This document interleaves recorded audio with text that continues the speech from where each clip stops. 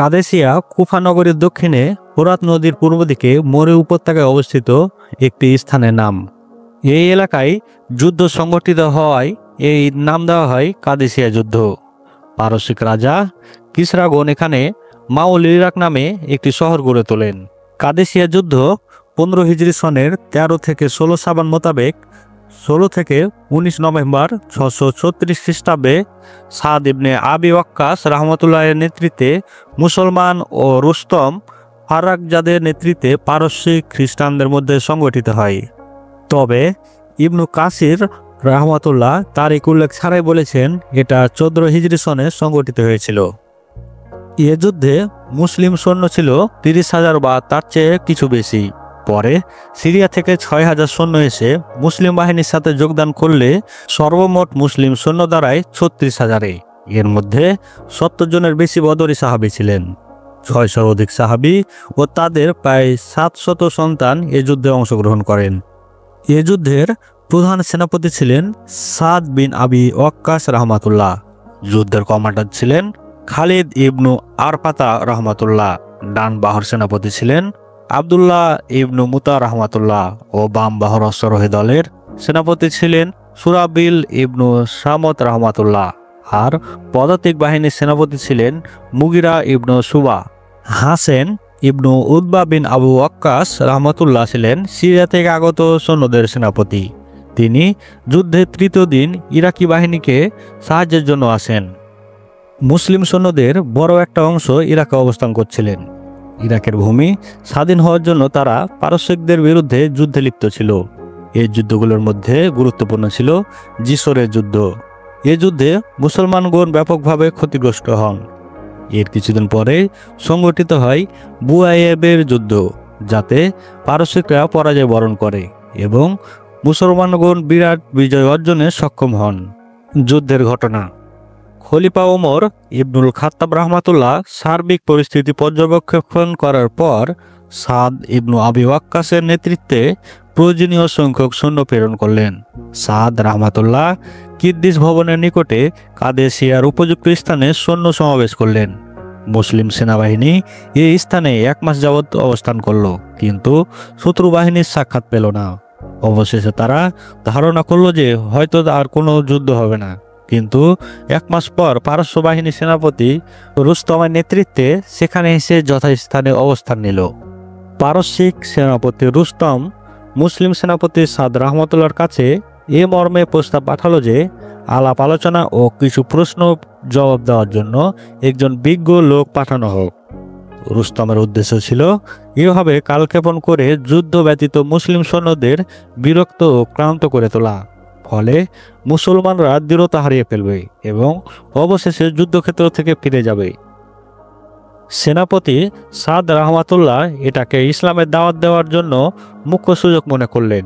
একে একে 3 জন বিজ্ঞ প্রতিনিধিকে রুস্তমের কাছে প্রেরণ করলেন। ইতিপূর্বে সাদ ইবনু আবি ওয়াক্কাস রহমতুল্লাহ গোয়েন্দা তথ্য সংগ্রহের জন্য হীরা ও জাবুবাই লোক পাঠিয়েছিলেন। তারা সংবাদ পাঠালো যে পারস্য সম্রাট তার বিশাল বাহিনী নিয়ে রুস্তমকে সাহায্য করার প্রতিশ্রুতি দিয়েছেন। তখন সাদ রহমাতুল্লাহ এ খবর জানিয়ে খলিফা ওমর রহমাতুল্লাহর নিকট পত্র লিখলেন।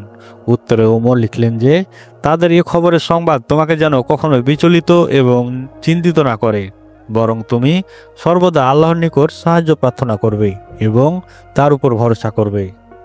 আর সেনাপতি রুস্তমের কাছে একজন বিজ্ঞ ও সচেতন লোক পাঠাবে, যে তাকে ইসলামের দিকে দাওয়াত দিবে। কেননা আল্লাহ তাআলা এ দাওয়াতকে তাদের মধ্যে দুর্বলতার কারণ বানাবেন এবং তাদের ঐক্যে চিত ধরাবেন। অতঃপর রুস্তম যখন তার সৈন্য নিয়ে কাছাকাছি স্থানে অবতরণ করেন, তখন সাদ রহমাতুল্লাহ খলিফার নিকট সব জানিয়ে পত্র লিখলেন, যাতে শত্রুপক্ষের ঘোড়াসমূহ এবং 33টি হাতের উল্লেখ ছিল। এরপর সাদ রহমাতুল্লাহ একজন বিজ্ঞ সাহাবীকে রুস্তমের কাছে পাঠালেন। তারা রুস্তমকে আল্লাহর পথে দাওয়াত দিলেন।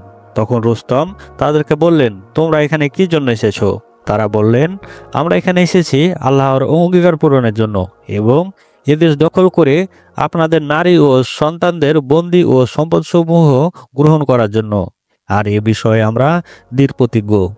অবশ্য রুস্তম ইতিপূর্বে স্বপ্নে দেখেছিলেন যে আকাশ থেকে যেন একজন ফেরেশতা এসে পারস্য বাহিনীর সকল অস্ত্র ছিনিয়ে নিয়ে রাসূলুল্লাহ সাল্লাল্লাহু আলাইহি সাল্লামের কাছে অর্পণ করলেন এবং রাসূলুল্লাহ সাল্লাল্লাহু আলাইহি সাল্লাম তা ওমর ইবনুল খাত্তাব রাহমাতুল্লাহর হাতে অর্পণ করেছিলেন। রুস্তম বললেন, আমি তো তোমাদের বক্তব্য শুনলাম, আমরা কি এ বিষয়ে কিটিকে বিলম্বিত করতে পারি না, যাতে আমরা ওই পক্ষ ভেবে চিন্তে সিদ্ধান্ত গ্রহণ করতে পারি? তিনি বললেন, হ্যাঁ, করা যায়। তবে কয়দিন চান, একদিন না 2 দিন? তিনি বললেন, না, বরং আমাদের বিজ্ঞ জ্ঞানীদেরকে অবহিত করা না পর্যন্ত। রিবয় রহমাতুল্লাহ বললেন, রাসূলুল্লাহ সাল্লাল্লাহু আলাইহি সাল্লাম আমাদের জন্য এই সুন্নাত চালু করেননি যে আমরা শত্রুদেরকে 3 দিনের বেশি অবকাশ দেব, বরং আপনার এবং তাদের বিষয় ভেবে দেখুন এবং 3টির যে কোনো একটি বেছে নিন: ইসলাম গ্রহণ, জিজিয়া প্রদান অথবা যুদ্ধ। রুস্তম রিবু ইবনে আমের রহমতুল্লাহকে বললেন, আপনি কি তাদের সর্দার? রিবই রহমতুল্লাহ বললেন, না, তবে মুসলমানগণ একটি দেহের মতো, তাদের সব থেকে নিম্ন স্তরের ব্যক্তি উচ্চ পর্যায়ের ব্যক্তিদের রক্ষা করে। 4 দিন ও 3 রাত প্রচণ্ড যুদ্ধ চলার পর কাদেসিয়া যুদ্ধের সমাপ্তি ঘটে। এই যুদ্ধকে যুগান্তকারী যুদ্ধ হিসেবে গণ্য করা হয়ে থাকে। এই যুদ্ধের মাধ্যমে সত্য মিথ্যার পার্থক্য সূচিত হয়। মাত্র 36,000 মুসলিম সৈন্য 2 লক্ষ সুসজ্জিত পারস্পরিক বাহিনীকে পরাজিত করে। এই যুদ্ধের ফলে অত্র অঞ্চল ইরাকের অন্তর্ভুক্ত হয়ে যায় এবং সেখানে ইসলাম প্রসারের সকল বাধা দূরীভূত হয়। যুদ্ধের পর 4,000 পারস্যিক সৈন্য সরাসরি ইসলাম গ্রহণ করে। এছাড়া বিভিন্ন গোত্র ও ইরাকে বসবাসরত ধর্মযাজকগণ দলে দলে সাদ বিন আবি ওয়াক্কাস রাহমাতুল্লাহর কাছে এসে ইসলাম গ্রহণের ঘোষণা দেয়। এ যুদ্ধে বিজয়ের মাধ্যমে পরবর্তীতে পারস্যের রাজধানী মাদায়েন এবং জালাওয়ালা ও হোলওয়ান বিজয়ের দ্বার উন্মুক্ত হয়। মুসলমানদের সবচেয়ে বড় শক্তি হলো তাদের ইমানি শক্তি। তারা ইমানি বলে বলিয়ান হয়ে যুদ্ধ করে বলেই অল্প সংখ্যক সৈন্য নিয়ে বিশাল শত্রু বাহিনীর বিরুদ্ধে বিজয় লাভ করে। যুদ্ধ নয়, শান্তিই মূলত ইসলামী জিহাদের চূড়ান্ত লক্ষ্য। যুদ্ধ এড়ানোর জন্য ময়দানে গিয়েও তারা মুশরিকদের বারবার শান্তির প্রস্তাব দিয়েছেন।